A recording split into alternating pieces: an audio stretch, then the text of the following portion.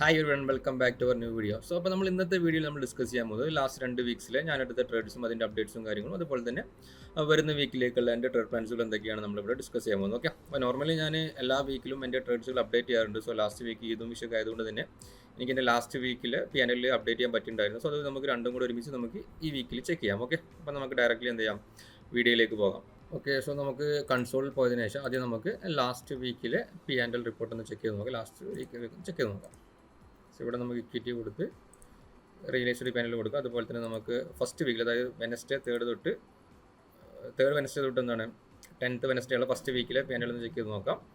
So ഈ മന്തിലെ first വീക്കിൽ എനിക്ക് അത്യാവശ്യം ഇവിടെ ഇക്വിറ്റി അല്ല F&O സെഗ്മെൻ്റ് ആണ് അപ്ഡേറ്റ് ചെയ്ത് കഴിഞ്ഞാൽ നമുക്ക് ഫസ്റ്റ് വീക്കിൽ ഏകദേശം 3 ലക്ഷത്തിൻ്റെ അടുത്ത് ലോസ് എനിക്ക് ഫസ്റ്റ് വീക്കിലെ ട്രേഡ് വന്നിട്ടുണ്ട്. സോ അതിനുള്ള റീസൺ എന്ന് പറഞ്ഞാൽ ഞാൻ ഫസ്റ്റ് വീക്കിലൊരു കോൾ സ്പ്രെഡാണ് എടുത്തത്, അതായത് അയൺ കോണ്ടറാണ് എടുത്തിട്ടുണ്ടായിരുന്നത്. ഏകദേശം കഴിഞ്ഞ 3-ാം തീയതിത്തെ ട്രേഡ്സ് ഓപ്പൺ ചെയ്ത ടൈം എന്ന് പറയുമ്പോൾ ഏകദേശം ഈ ഒരു ലെവലിലായിരുന്നു ഞാൻ ട്രേഡ്സ് എക്സിക്യൂട്ട് ചെയ്തിട്ടുണ്ടായിരുന്നത്. അതായത് ഈ ഒരു ഏരിയയിലാണ് ഞാൻ എൻ്റെ അയൺ കോണ്ടോർ പൊസിഷൻസ് ആഡ് ചെയ്തിട്ടുണ്ടായിരുന്നത്. സോ എൻ്റെ ഒരു എക്സ്പെക്റ്റേഷൻ എന്ന് പറഞ്ഞാൽ ഈ ഒരു ഏരിയയിൽ മാർക്കറ്റ് എൻ്റെ ബ്രേക്ക് ചെയ്യാൻ വരുന്നത് ഈ ഒരു പോയിന്റിലായിരുന്നു എൻ്റെ ബ്രേക്ക് ചെയ്യാൻ പോയിന്റ് വന്നിട്ടുണ്ടായിരുന്നത്. പക്ഷേ ഞാൻ എക്സ്പെക്ട് ചെയ്തതിനേക്കാളും കൂടുതൽ മാർക്കറ്റ് മൂവ്മെൻറ്റ് വന്ന് എൻ്റെ ബ്രേക്ക് ചെയ്യാൻ പോയിന്റും കഴിഞ്ഞ് കുറച്ചുകൂടെ 1000-400 പോയിന്റ് മുകളിലാണ് എന്ത് ആ ഒരു എക്സ്പയറി ക്ലോസ് ചെയ്തതുകൊണ്ട് തന്നെ എനിക്കൊരു മിനിമം ലോസിൽ എൻ്റെ ട്രേഡ് ഒന്ന് എക്സിറ്റ് ചെയ്യേണ്ടി വന്നു. അതുകൊണ്ട് തന്നെ നമുക്ക് ആ ഒരു വീക്കിൽ നോക്കി കഴിഞ്ഞാൽ നമുക്ക് മനസ്സിലാക്കാം ഏകദേശം 3 ലക്ഷത്തിൻ്റെ അടുത്ത് ലോസാണ് ഫസ്റ്റ് വീക്കിൽ വന്നിട്ടുള്ളത്. ഓക്കെ, അപ്പോൾ നമുക്ക് ഇനി ലാസ്റ്റ് വീക്കിൽ ചെക്ക് ചെയ്ത് നോക്കാം.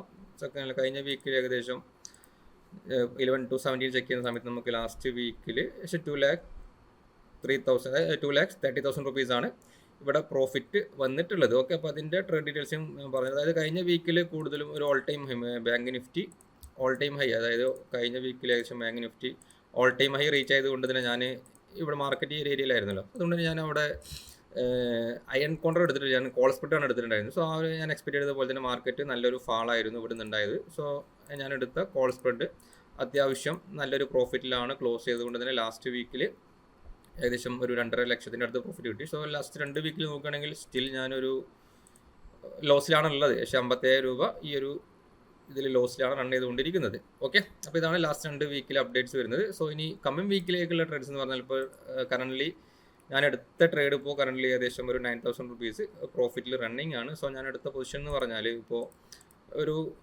സ്പ്രെഡാണ് എടുത്തിട്ടുള്ളത്, കോൾ സ്പ്രെഡും പുട്ട് സ്പ്രെഡ് അയൺ കോണ്ടർ രീതിയിലാണ് എടുത്തിട്ടുള്ളത്. ഇപ്പോൾ മാർക്കറ്റ് ഏകദേശം ഈ ഒരു ഏരിയയിലുള്ള സമയത്ത്, അതായത് ഈ ഒരു ഏരിയയിലുള്ള സമയത്താണ് എടുത്തിട്ടുണ്ടായിരുന്നത്.